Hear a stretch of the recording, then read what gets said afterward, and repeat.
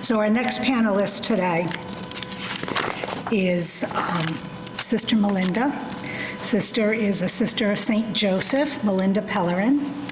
She's a cradle Catholic, was born and raised in Springfield, Mass. Her family has deep roots in the South. Both her parents were born and raised in Broussard, Louisiana. Sister Melinda holds a BA in History and Secondary Education, a Master's in Educational Technology, and a Certificate of Completion in Addiction Counseling. She entered the Sisters of St. Joseph and made her final vows with the Sisters in 2018. Formerly a public school teacher, she received the Teacher of the Year Award in 2004. She serves as the pastoral minister at St. Mary's Parish in Longmeadow and is a case manager and is involved in counseling at Greater New Life, the Greater New Life Center for Recovery. Let us join me in welcoming Sister Melinda.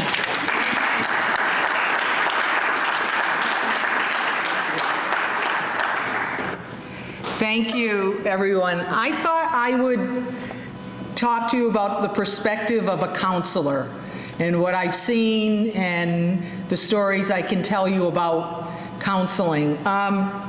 But first of all, I was interviewed a little while ago and the reporter said, how did you get into this field? I got into this field because I fell in love. So I have a whole history before the Sisters of St. Joseph, some interesting baggage from my past.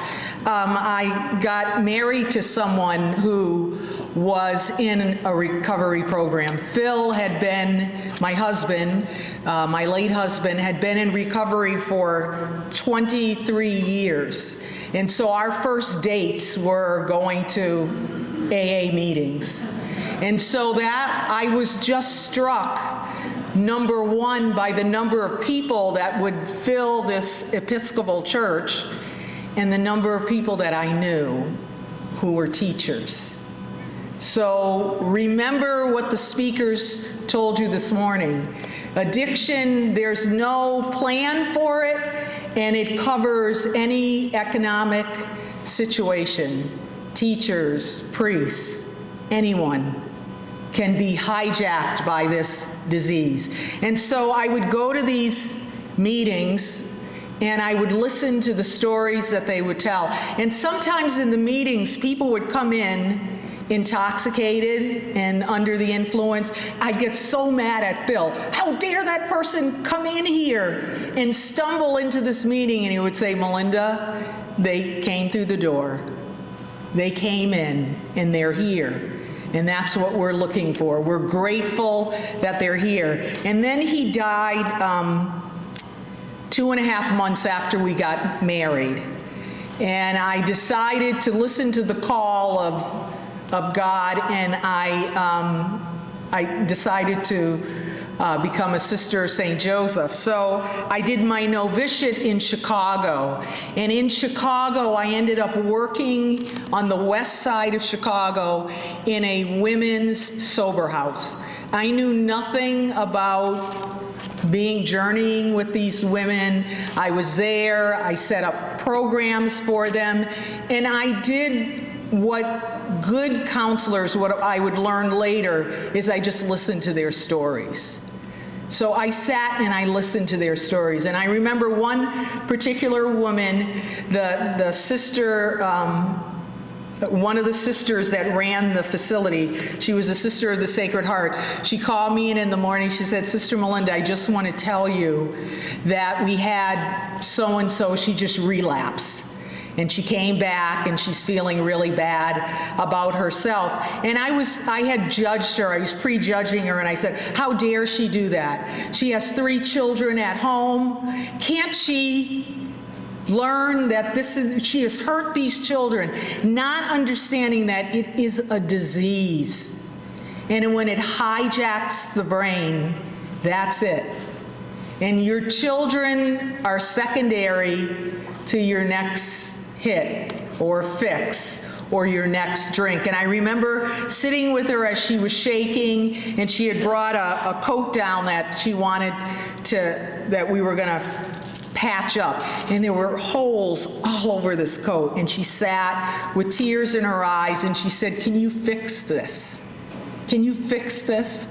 And I said, "I will take one tear at a time." And as we started sewing up the little tears in the coat, she started telling her story about her trauma, because a lot of people who are substance abusers, there's been great trauma in her life, and there was. Her mother was addicted. Her father, who she didn't know was addicted. And as she sewed, she kept saying, "And I got my son into addiction. He started selling heroin, and then how could I do that?" As she's sewing one little piece of it. How could I do that to my son? And I began to learn that this is a devastating disease to families. And as a counselor, I'm working with an 87-year-old woman right now whose daughter is in the throes of alcoholism. So the daughter is in New York, the mother is here. You can love them to death. You can really do that. You just heard Dave say that. And so you got to get into the mind of that parent who wants to do everything possible to help this child. And I'm constantly reminding this woman that you're loving her to death. She's already spent $1 million on her daughter, between programs, going in and out of programs, giving her money. "Mom, I need this." She was in a recovery program, Betty Ford, and she's calling her mother on the phone saying, "You need to put more money in my credit card account so I can buy a bathing suit for the I went, "You gotta stop doing this." But it's working with families to say, you're not helping them by providing you think that you are, but you are not. So I work with the daughter, who most of the time when we speak on the phone, she's intoxicated. And it's never her fault. It's always her mother's fault and everyone else's fault. And I can't go into a recovery program because AA is a bunch of people who they feel sorry for themselves, and they're just laminating about their problems. And I say, "Well, you're not invested in the "Oh, yes, I am, Sister Melinda." "No, you're not. You're not. You may go to the meeting, but you're not listening to what people are saying." So in counseling, it's about walking them through the journey. I heard Peggy say, journeying with someone.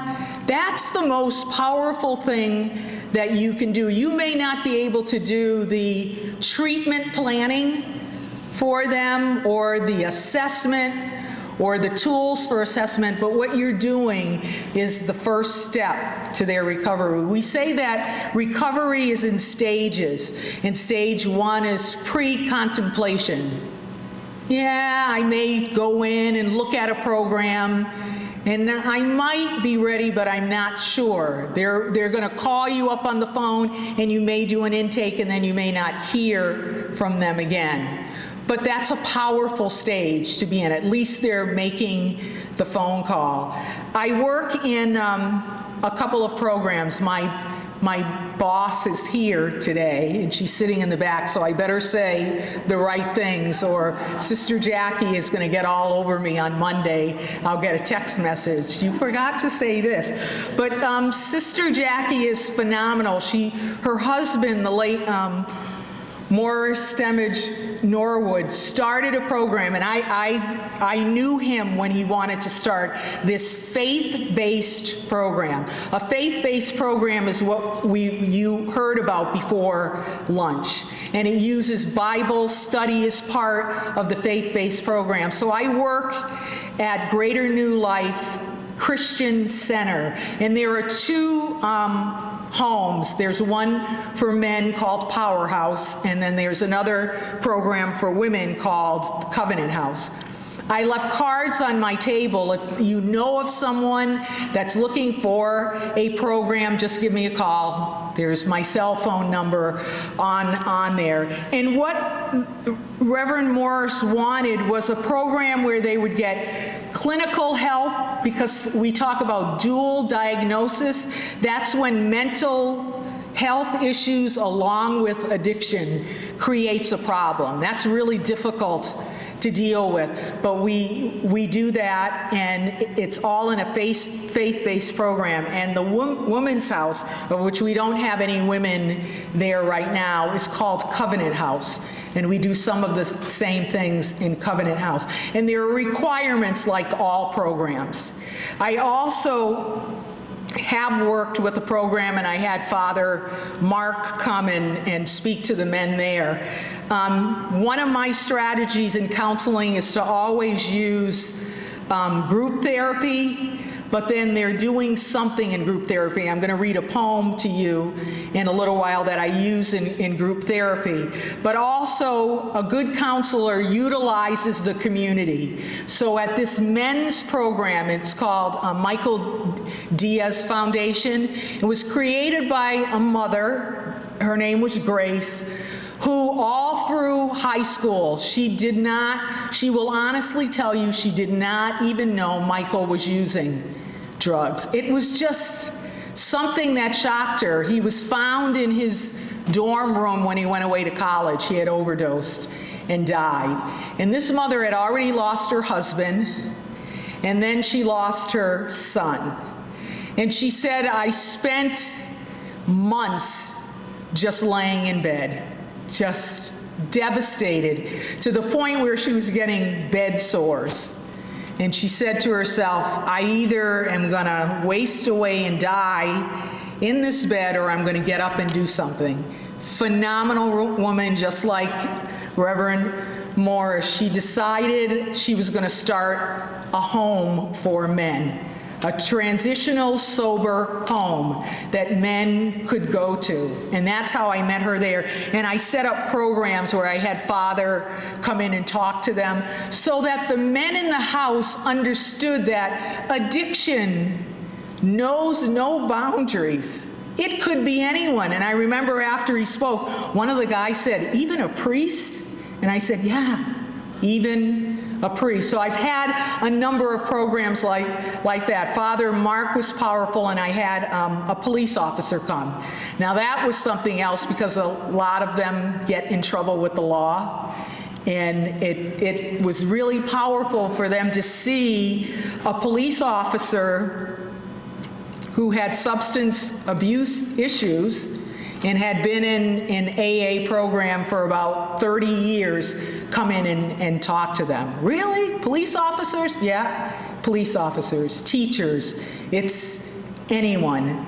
I've often worked with people, I was telling the table down there, Section 35. That's extremely painful. If you look on the Massachusetts website, it looks really good. The Massachusetts website will say it's one of the last resorts that you should use. You should try to get them into sober programs. But a family member, a doctor, a police officer, a counselor working with the family can get a person into Section 35. So I just want to tell you a little story about someone who I had, the first time I had to get someone into a Section 35. She's a young woman, 45 years old. All 5 of her children had been taken away from her. Heroin has been her drug of choice. She's told me a number of times that the day that I decided to put that needle in my arm was the worst day of my life. So she struggled with it for about 7 years.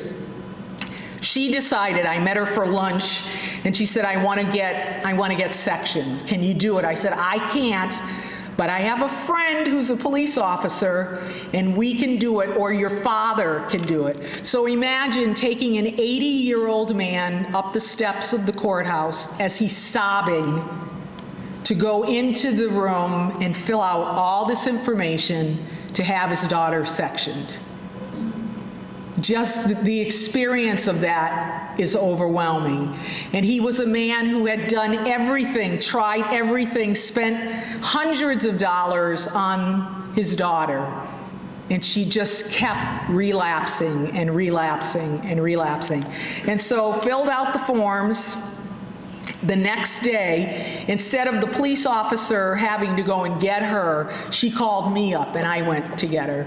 Obviously, she was high when I went to get her. She said, I just want to use the rest of the stuff I have on me. We go to the courthouse.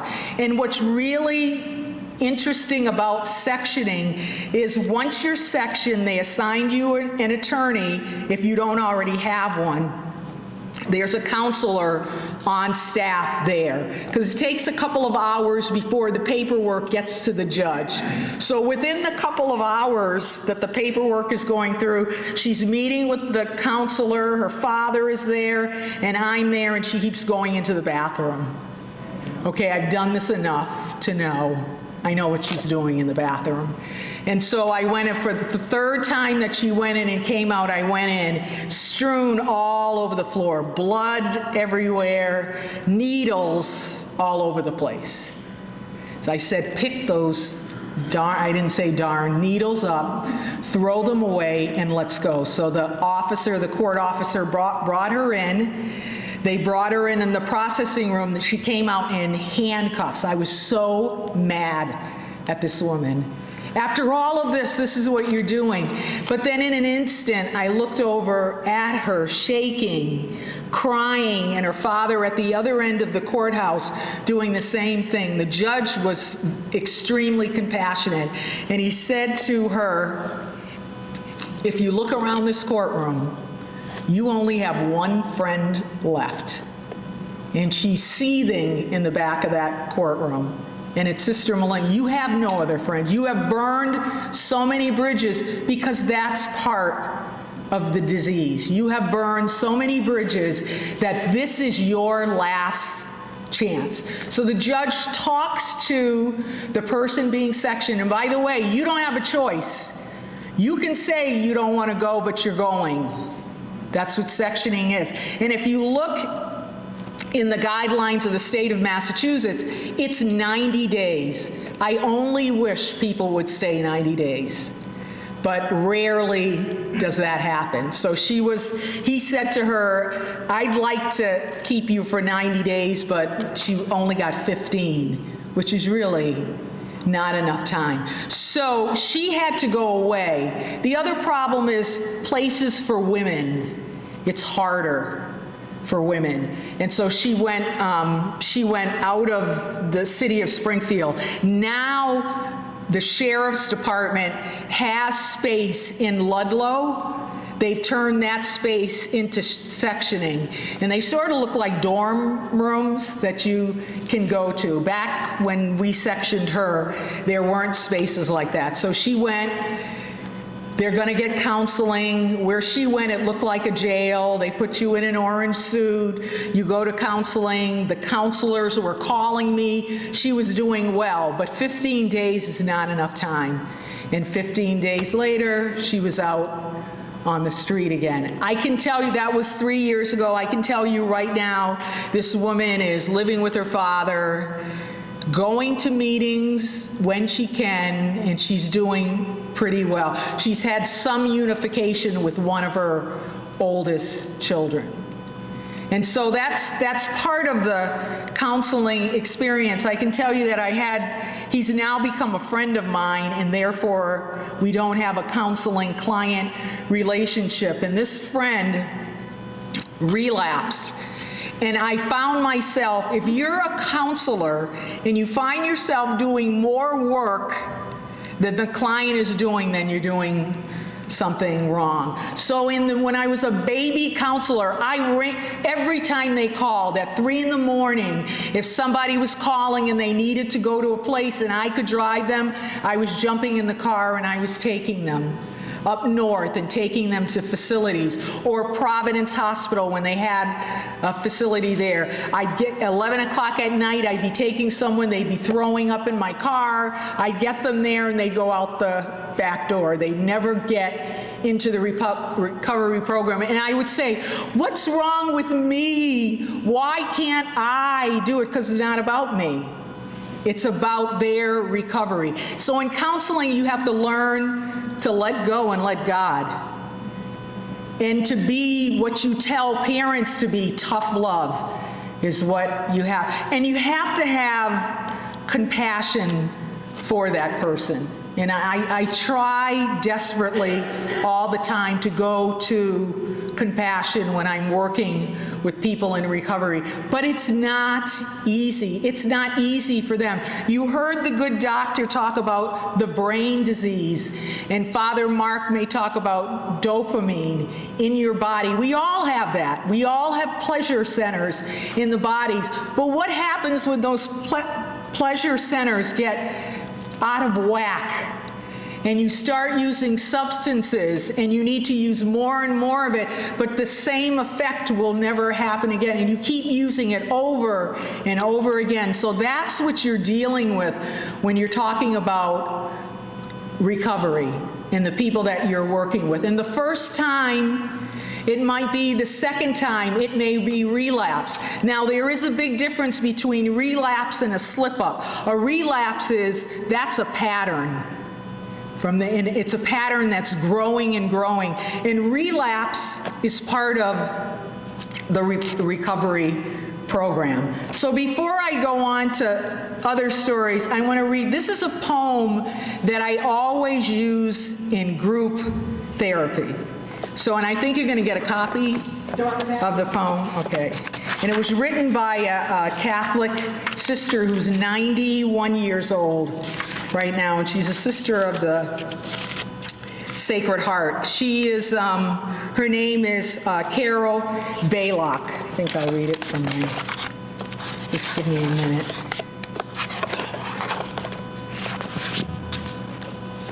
I build my house by the sea, not on the sands, mind you, not on the shifting sand.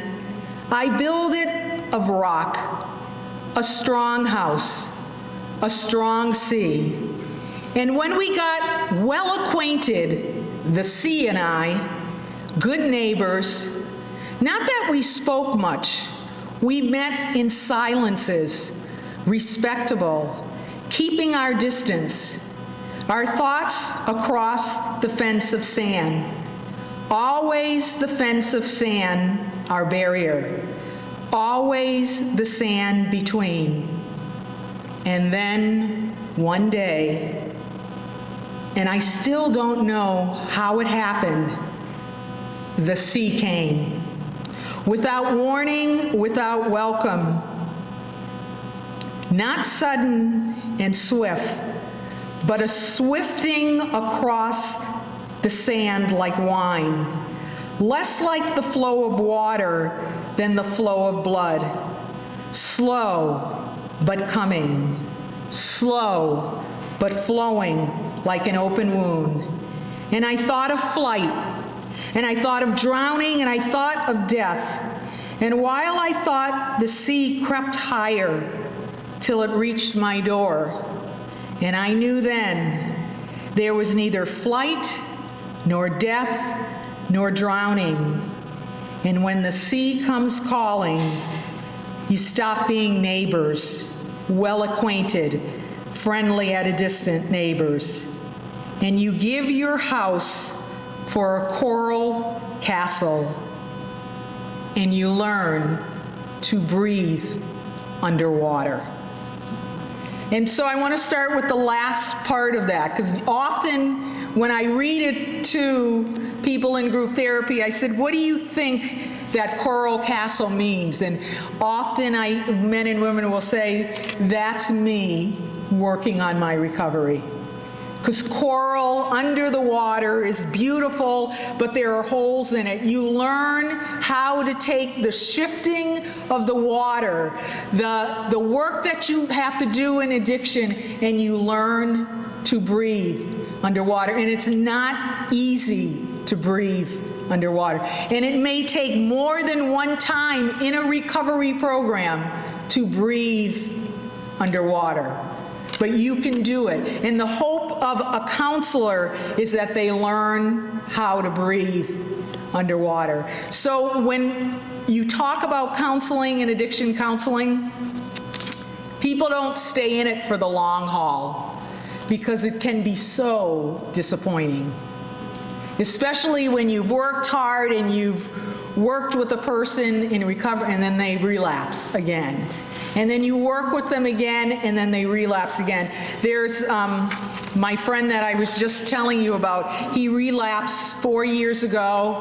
I got a call. He was at his sponsor's house. He was in distress, didn't know that he had relapsed, should have seen the signs of it, but did not, and got to his house. He's balled up on the floor, naked, needle in his arm. We have to call the ambulance. The ambulance comes. We get to the ER, and all I'm doing is screaming at the guy. Like, how could you do this to me? How could you do this? You have a daughter who's about to have a baby, and then you started using again. How could you do that? Grow up. You're an adult.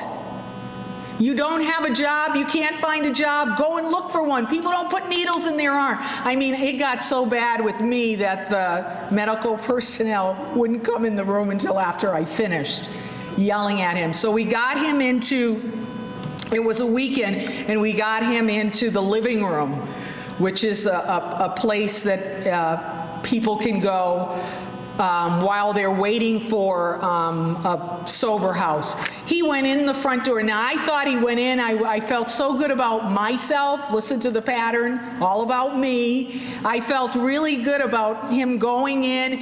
The deacon that I was working with, Bill Toller, said, "Oh my God, I'm so happy he's in the home." He went right out the back door.